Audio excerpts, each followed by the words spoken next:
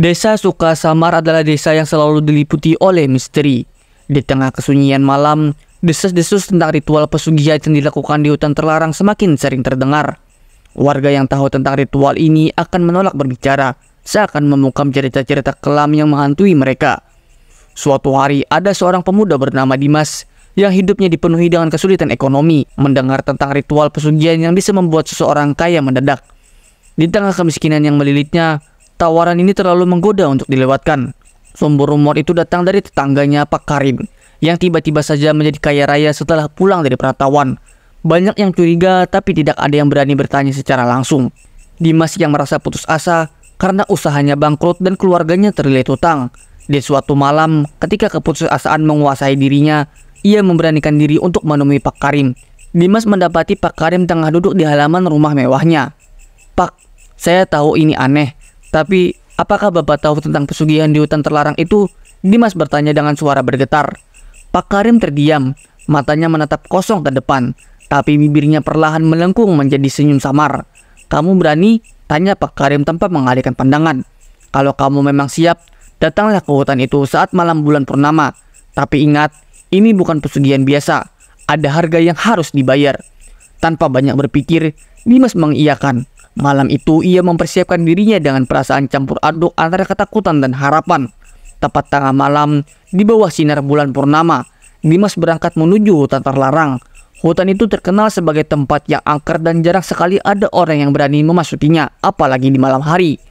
Sesampainya di tengah hutan, Dimas menemukan sebuah batu besar yang dipenuhi coretan dan simbol aneh. Di sekitar batu, angin berhembus kencang meskipun dedaunan di pohon tampak tak bergerak. Dimas merasa ada sesuatu yang mengawasinya dari balik kegelapan. Suara-suara aneh mulai terdengar, seperti bisikan lembut yang bergaung di telinganya, membuat bulu kuduknya berdiri. Namun ia tak gentar. Ia yakin jika ia berhasil menjalani ritual ini, seluruh masalah hidupnya akan terselesaikan. Dimas mengikuti instruksi yang diberikan Pak Karim. Ia menyalakan lilin hitam dan menyebutkan mantra yang ditulis di secari kertas. Tiba-tiba, suasana di sekitarnya berubah menjadi dingin, dan kabut tebal muncul dari balik pepohonan. Di depan batu itu, sosok bayangan besar perlahan muncul dari kegelapan.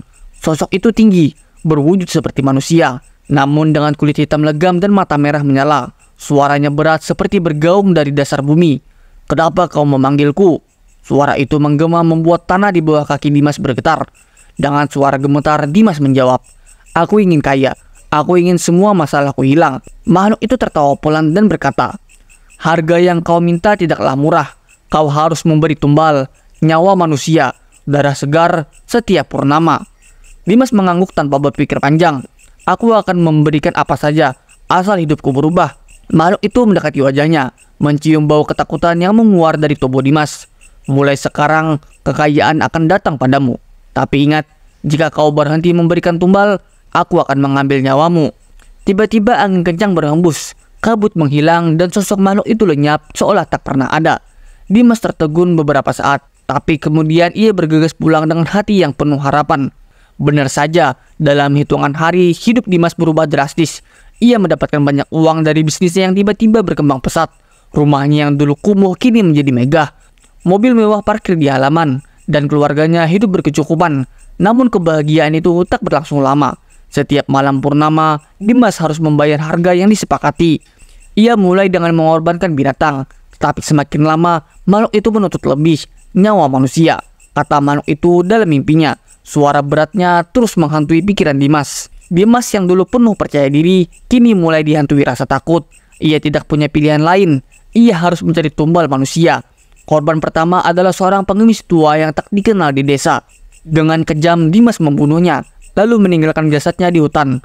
Malam itu, bayangan hitam itu kembali muncul dalam mimpinya, puas dengan darah yang telah ia persembahkan. Namun tumbal demi tumbal yang ia berikan tak pernah cukup. Suara makhluk itu semakin sering terdengar. Terkadang, Dimas melihat bayangan hitam itu di sudut-sudut rumahnya, memperhatikan dari kejauhan. Dalam sekejap, rasa bersalah mulai menggerogoti batinnya. Setiap malam purnama, Dimas dihantui oleh bayangan korban-korbannya yang datang menuntut balas. Di suatu malam purnama, ketika Dimas merasa tak sanggup lagi menjalani hidupnya, ia memutuskan untuk berhenti. Ia tak ingin lagi menjadi budak makhluk itu. Namun, keputusannya datang dengan resiko yang mengerikan. Malam itu, suara makhluk itu kembali menggema di seluruh rumahnya. Kau telah melanggar janji. Suara itu bergema, terdengar dari setiap sudut rumah. Kini aku akan mengambil nyawamu. Dimas berlari ke segala arah, mencoba mencari tempat untuk bersembunyi. Tapi bayangan hitam itu muncul di mana-mana. Semakin mendekat, udara semakin pengap. Sulit baginya untuk bernafas. Sosok makhluk itu kini berdiri di hadapannya, lebih besar dan lebih menyeramkan dari sebelumnya. Aku akan mengambil semuanya darimu, seperti yang kau lakukan pada mereka, bisik makhluk itu. Seketika tubuh Dimas terasa membeku. Ia merasakan cengkeraman dingin di lehernya, dan dalam sekejap, kegelapan total menelan dirinya. Keesokan harinya, warga desa menemukan rumah Dimas kosong. Keluarganya hilang, dan bercak merah memenuhi lantai rumah itu. Tidak ada yang tahu apa yang terjadi. Tetapi desas-desus tentang pesugihan terlarang di hutan itu kembali menyebar. Warga percaya, siapapun yang berani melanggar perjanjian dengan makhluk hutan terlarang itu akan menghilang selamanya seperti Dimas. Dan hutan itu, kini tak ada seorang pun yang berani mendekatinya lagi.